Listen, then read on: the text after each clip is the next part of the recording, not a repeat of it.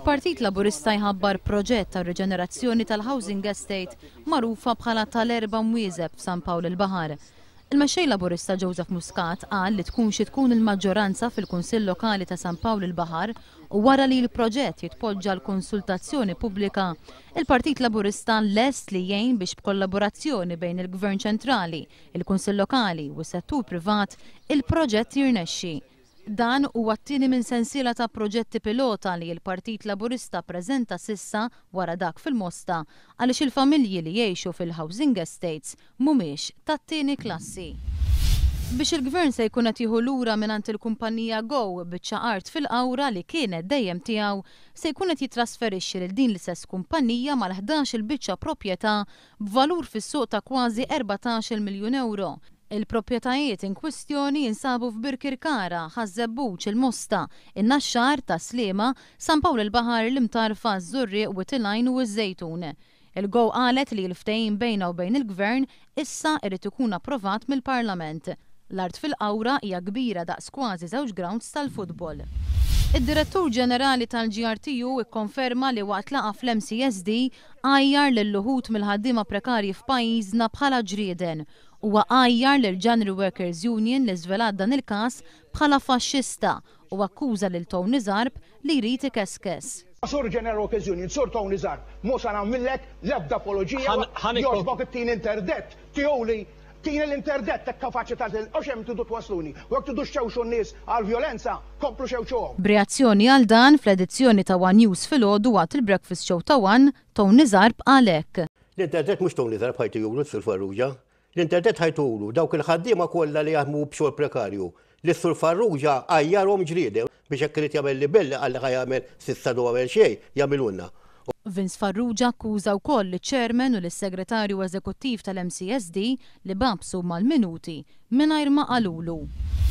L-eks segretarju privat ta' Edi Fenek Adami, John Camilleri, jgħid li l-elezzjoni għal konferma ta' kap nazzjonalista mhux qed issir skont l-istatut tal-Partit Nazzjonalista.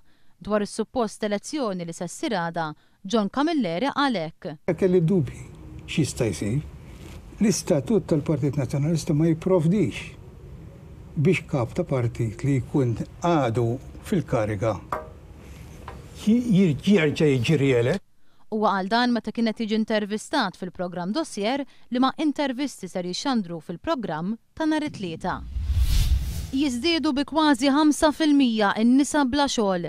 Dan ħareġ minn statistika maħruġa mill-Uffiċċju Nazzjonali tal-Istatistika dwar il-qatt għax-xahar li għadda.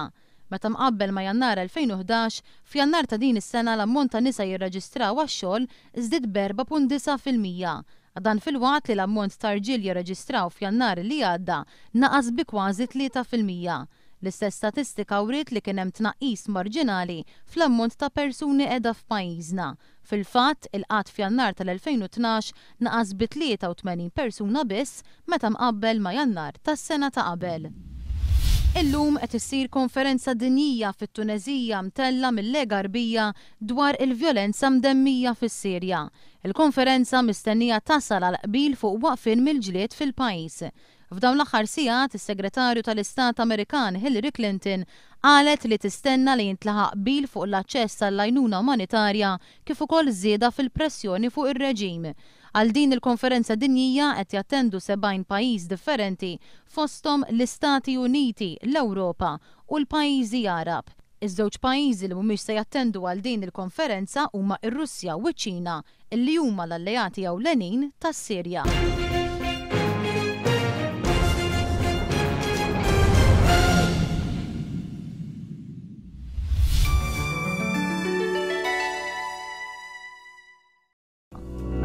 Temp għal-bqija tal-ġurnata mistenni jkun xemxi matul il-jum u sabiħ matul il-lejl. Viżibilità tajba, riħ ħafif l-aktar mill-Majistral, baħar ħafif b'imbagħad baxx mill-Grigal. L-ogħla temperatura 16 grad Celsius, l-inqas mistennija tinżel 8 gradi. Temperatura tal-baħar 15 grad Celsius, indiċi UV 4.